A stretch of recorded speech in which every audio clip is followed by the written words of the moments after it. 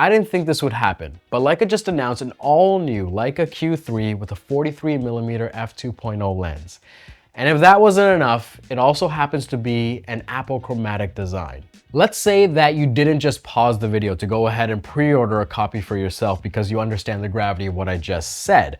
What is the big deal? Well, the Leica Q, this series rose in popularity over the last decade. It's essentially this compact premium point-and-shoot solution that was easy to use, gave you great results, and had this really good 28mm f1.7 lens. Oh, and it might be their most popular selling product if you were to walk into one of their stores. Leica now expands the lineup with the Q3 43. Why not 35? Why not 50? If you're asking me, I think this is about creating differentiation across their entire product catalog, while also giving users something that's a bit unique. And it happens to sit poetically in between 35 and 50.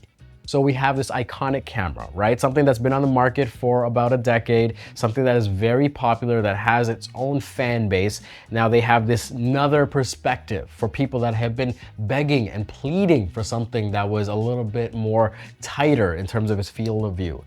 This would have been enough, but no, Leica went ahead and made this an apochromatic lens, a summachron to be more exact.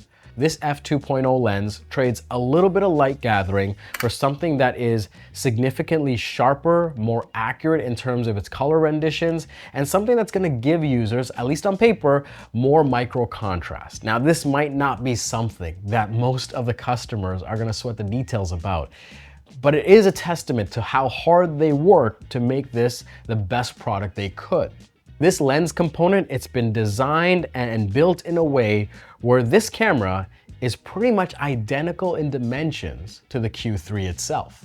I should also mention that the leatherette on the front has changed. It's more of this gunmetal gray, and the hood of this camera matches the hood, at least in design, of that Apple 35 summachron lens. Now, those are the major changes. There are some other subtle things that we'll get to later in the video, but this looks to be one of the most interesting releases for Leica this year. The Leica Q3 43 commands a premium price, so let's talk about what this price gets you. Namely, you have this IP52 rated camera that takes jaw-dropping pictures. I mean, that's the pitch. It's assembled in Germany, and as soon as you pick it up, you almost can see and feel the passport of that, right? This is something that, it's not uncomfortably heavy, but it definitely feels much more resilient than your typical point-and-shoot solutions. It's also designed in a way where you can use it in hot, cold, wet, dusty, humid, freezing environments, right? And still continue to get images out of this thing.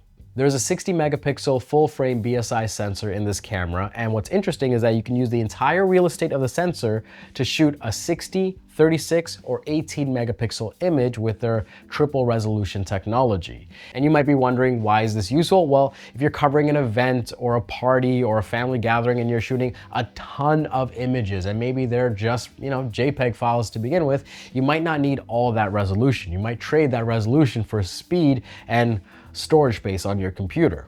This isn't the exact same sensor as you'd find in the M11 or the SL3. There is about 14 stops of dynamic range, but still a ton of information for you to push or pull your edit. You'll also find the new Maestro 4 processor in the Leica Q3 43. I don't think that's a surprise for anyone. And this allows for that updated autofocus system. I have to test this further, and I'm hoping to do a review in the months to come. At face value, it seems to perform a little bit better than when I had my time with the Leica Q3. So don't take my word for it just yet. It's something that I want to test out in the field across the world and see if it is actually better than the predecessor. With the new processor, you also have the option to connect to the Leica Photos app and download new Leica looks, essentially these new recipes that you can use on your JPEG files. And that's something that's being expanded upon, where there seems to be an introduction of a new Leica look each year. Going back to the specs of the camera, you have the native ISO that ranges from 200 to 100,000, so a ton of room to play with if you're doing some low light activities. You also have a macro mode, so you can focus as close as 27 centimeters to get the shot. There's also a digital zoom capability, so you can use the sensor, use this lens to shoot a perspective up to 150 millimeters, right? You can really crop into that image in the camera, hello details. There's optical image stabilization on the lens, to keep that shot in check. But what I'm most excited about is that you still have that leaf shutter. So you can take this thing with this, more portrait-friendly perspective and sync it to your flash and fire it at much higher shutter speeds and still get the full power of the flash. That is something that I'm very excited to test.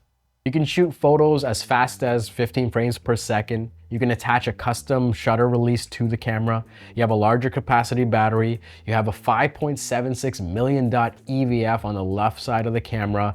You have all the buttons on the right side of the camera, and you get this two-way tilting LCD just as the photography gods intended. There's also a suite of video features on this camera. If you're asking me, and you've seen this in previous reviews, I don't think this is a camera that you buy to shoot video. It's just something that's nice to have in case you want to get these 1 or 2 pickup shots for social media. In terms of ports and connectivity, you get USB-C and micro HDMI for power, tethering, and video options. There's also a really fast wireless chip that when you pair it with this world-class Leica Photos app, you can transfer images and videos extremely quickly. Something that is done much faster, much more consistent than, at least in my experience, any other app for a camera on the market.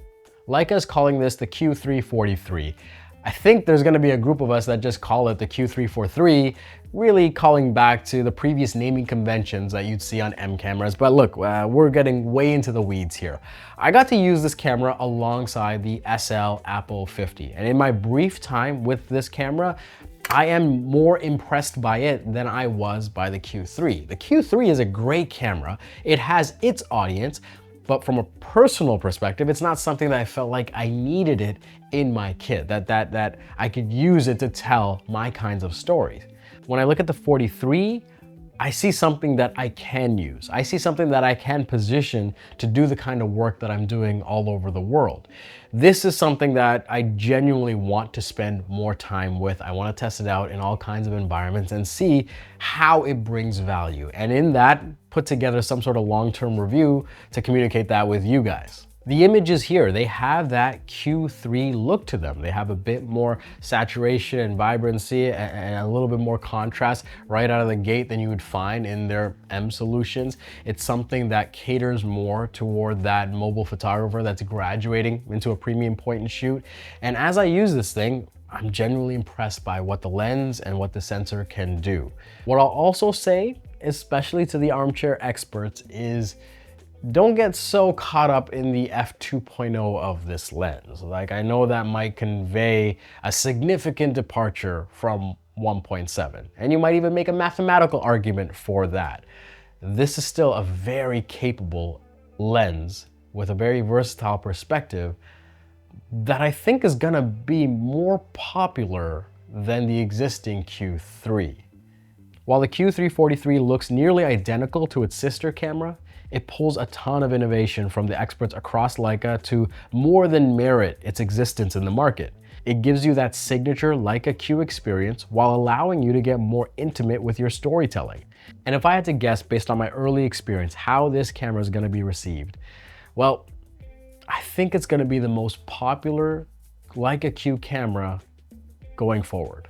And there you have it. Those are my thoughts of the Leica Q3 I genuinely want to hear all of your thoughts. So all of you that are watching, right? If you've made it this far, one, drop a flag of where you're watching from. I love to know where you guys are watching these videos from. And number two, let me know what you think. What do you think about this perspective? What do you think about Leica introducing another product in this series of cameras? Let's continue the conversation in the comments down below. As always, my name is Gajan. Thank you so much for watching, and I'll see you next time.